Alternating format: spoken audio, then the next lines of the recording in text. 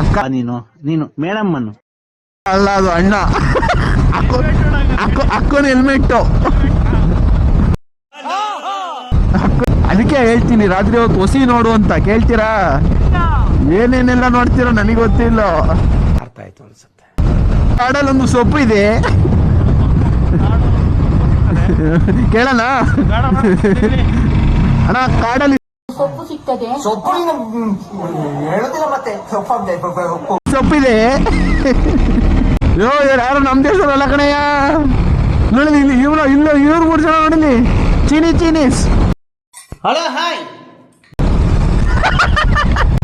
ಓ ಇಲ್ಲಿ ನೋಡಿ, ಬಾ ಬಾ ಬಾ ಬಾ ಬಾ ಅತ್ಲಾಗೆ ಬಂದ್ಬಿಡತ್ಲ. ಬಾ ಬಾ ಬಾ ಬಾ. ಯಾಕೆ ಅತ್ಲಾಗೆ ಬಾ ಪ್ರಭು.